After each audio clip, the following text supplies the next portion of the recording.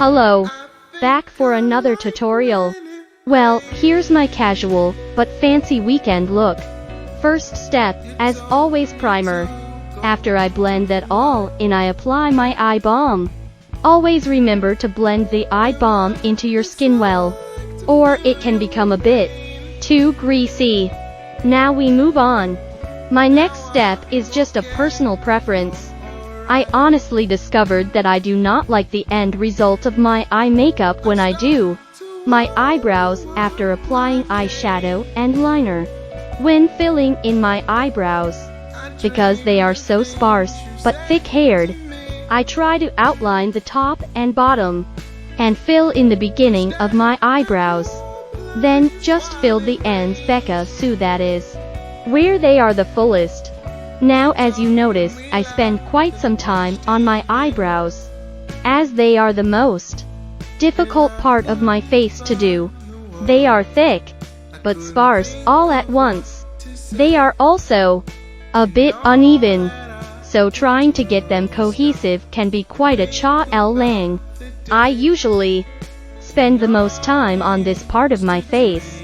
So anyway, I tend to go back over and over them several times until I'm satisfied.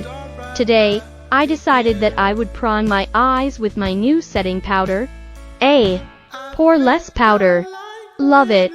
Now decided to use my powder as a primer because it's smooth, makes it easy to blend, and holds very well. It's probably one of my newest favorite tricks. Okay, so here's the fun part. I decided to use tape today. Okay, so let's start filling in. So I like to use a fluffy Kinda Condense eyeshadow brush. Had came from an eyeshadow color I realized that I have never used before. Now, I'm not very good at making straight, even lines with the angled eyeliner brush. So, regular tape is to the rescue. Okay, so basically you line with the bottom corner of your eye and angle it upward, creating the wing. Next, take the tape again and line up the outer corner of the bottom eye tape to create a point, and make sure to engulf the rest of the tape into your lash line very well when I am blending colors. Once I am satisfied with the color, I simply just remove the tape to reveal perfectly beautifully evenly lined eyes. Now, I like to go back over my eyeshadow liner with an angled brush, just to sharpen any edges that need it. It also helps to deepen the color. Okay, so let's go to mascara. My new discovery. A very amazing find. You can find the link to it in the description below. All my products can be found on my Amazon storefront. Links to those are below as well in the description box. Next, I put my purple color corrector under my eyes and let that marinate for a few.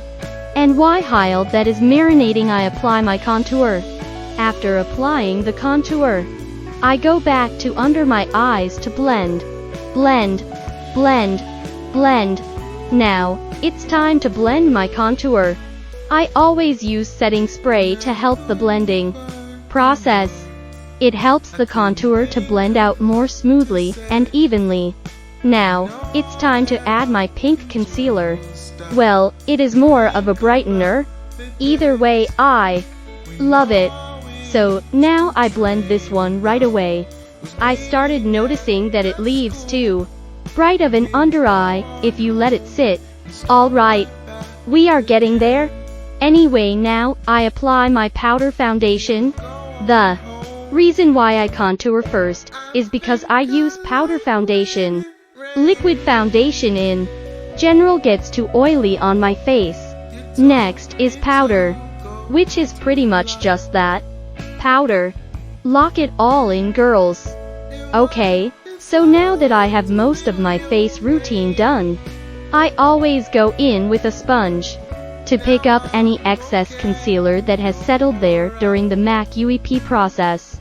So after finishing my under eyes, I go in and put my blush on. And remember, really? Blend your blush. No blotchy blush. Now the finishing touches. Lip liner, lipstick, and finally a good spritzy of setting spray. And there you have it. My casual but fancy weekend look. I hope you enjoyed watching, and as always, like and subscribe.